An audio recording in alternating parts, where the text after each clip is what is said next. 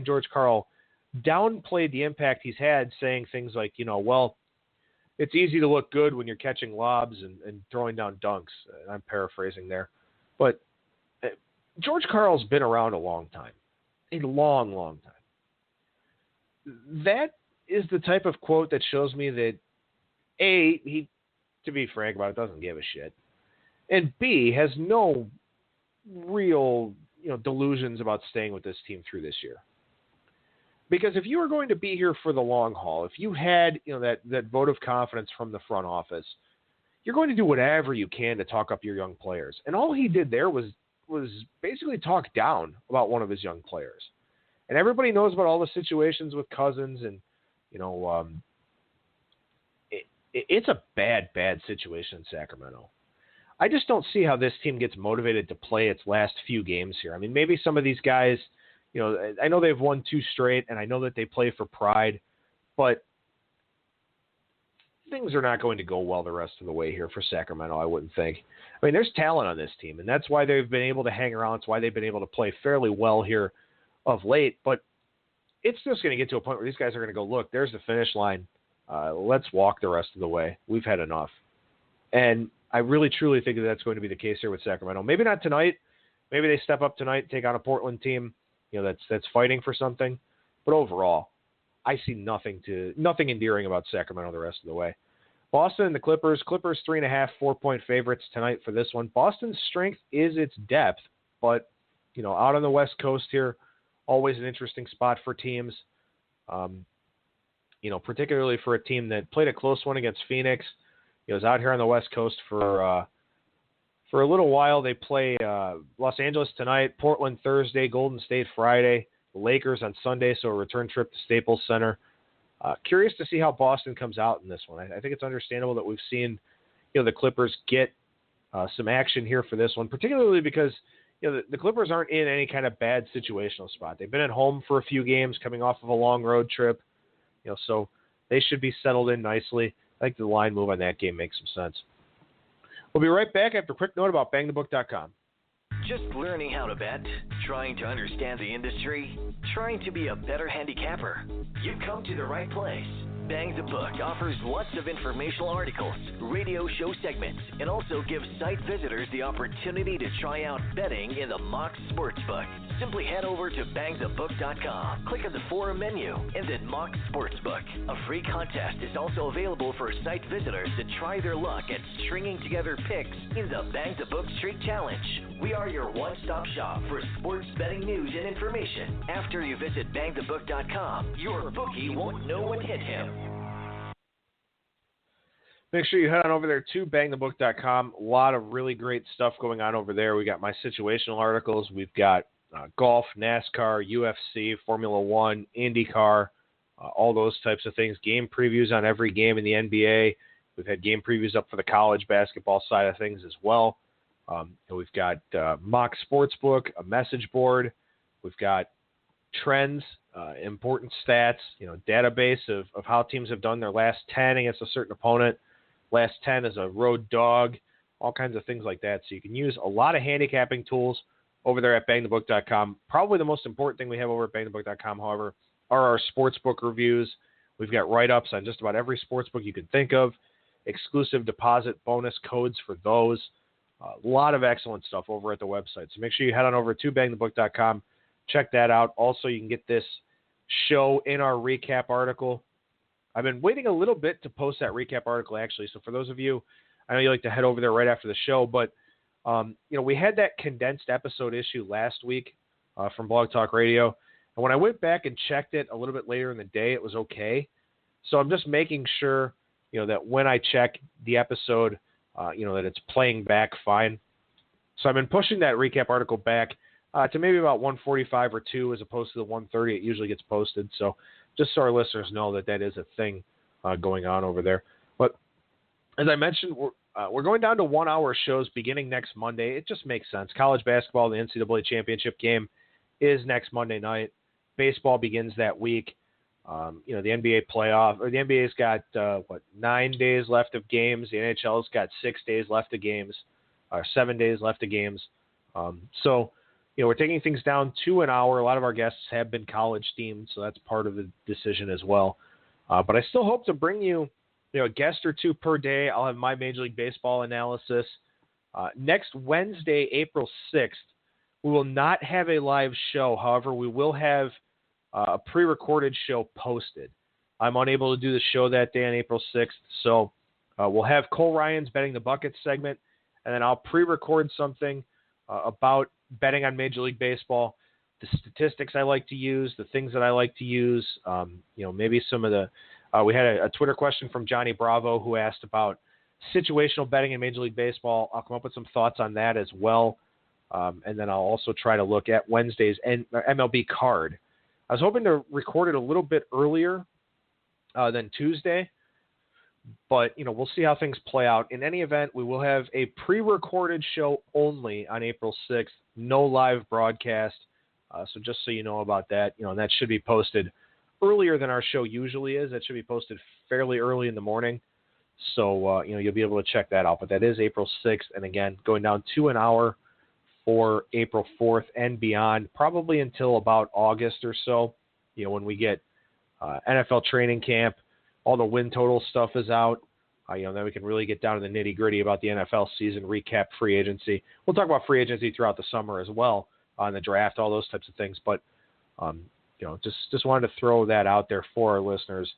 We're still doing very well with our listener counts. We appreciate each and every one of you out there that tunes in on a daily basis. Apologies for giving out a little bit less content, but there is less going on. So, we'll have to see how things play out with that. But in any event, take a look at tonight's NHL card for you, give you some other general NHL thoughts as well. We had a winner with the Buffalo Sabres over the weekend. Nice comeback win against the Winnipeg Jets. Other than that, took it very easy with the NHL. It was a tough weekend for the NHL. It really was. And we're going to have a lot of tough nights for the NHL because you're going to get a lot of teams that are very, very heavy home favorites.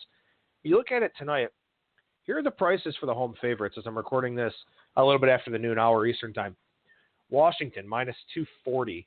That's about an average line from what's out there in the market, maybe minus 230. Philadelphia, $2 favorite. Tampa Bay, minus 250. Detroit, minus 180. Nashville, minus 230. Anaheim, minus 165 on the road. And then a couple of reasonably priced games late. So this is what you're going to get in the NHL. And if you can isolate those underdogs, it may cut into our profit a little bit for the season, but, just go with half units or 0.4 units on some of these big underdogs. Look to scalp maybe a unit of profit if they pick up a win. You don't lose too much if they lose because that's where your money is going to be made in the NHL here, is taking big, ugly dogs. Unless you find a situational spot you really like I have one, not a situational spot, but a spot you really like one I have tonight in one of the games that's a close line, it's very hard this time of year in the NHL. But you've got Columbus and Washington kicking off things tonight. As I mentioned, Washington, about a 230, 240 favorite, depending on where you look. This is what I wanted to talk about here. You had some interesting quotes from John Tortorella, who's the head coach of the Columbus Blue Jackets, who I didn't like that hire when it was made. I still don't like it. Some interesting words from Tortorella here. Tortorella talked to the media this morning after the morning skate and said, of the team's 5-1 loss in Nashville, and they got their doors blown off in that game. And this is Tortorella's quote, "I do not want our team and our organization embarrassed again, and we were." And then somebody asked him if he was disappointed in the team since he took over, and Tortorella said, "I'm not disappointed, I'm pissed." And, what we get here tonight, also Tortorella saying of his team, there's nothing positive to say about our team right now based off last game. These all from timeline or the Twitter timeline of Aaron Portzline, who's the Columbus Blue Jackets writer for the Columbus Dispatch.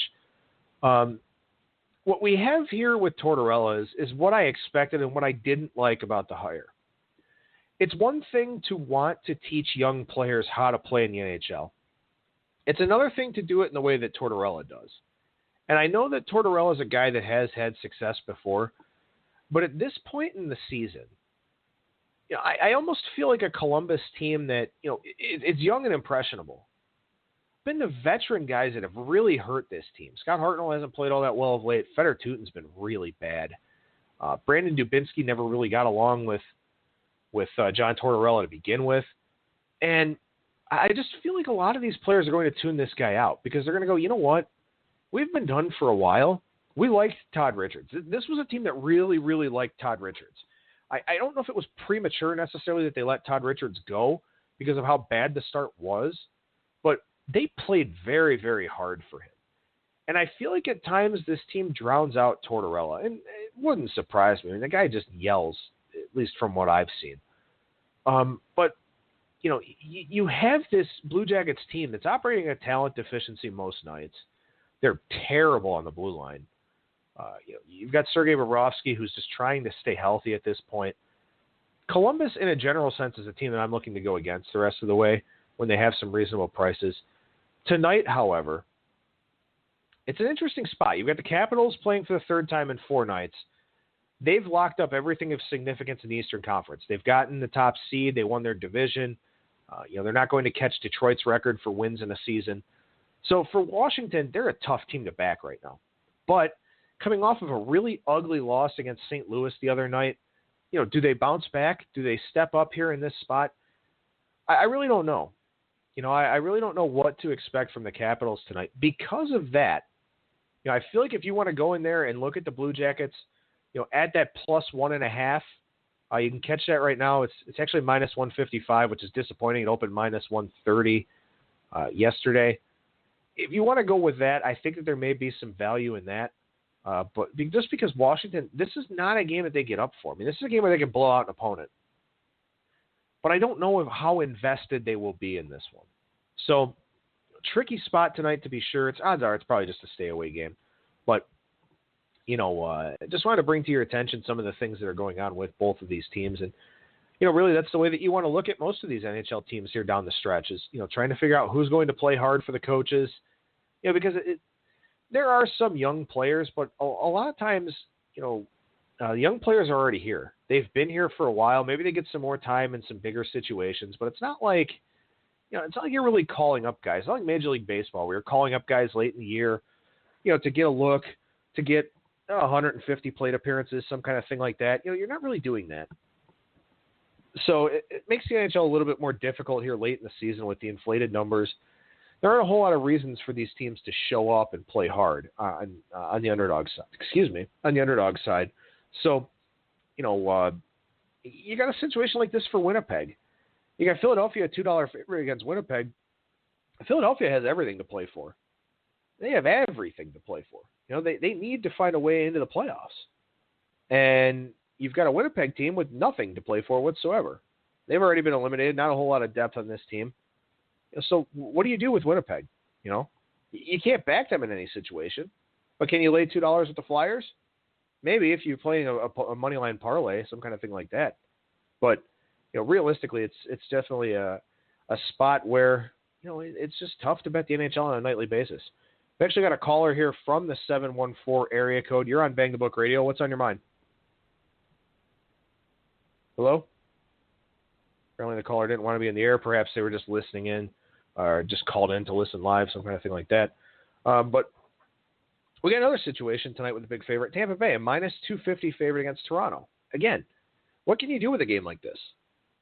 Now you will find sharp segments of the betting populace that will go, even at minus 250, that's a team that has value. We see it sometimes in the NHL, probably more often in Major League Baseball.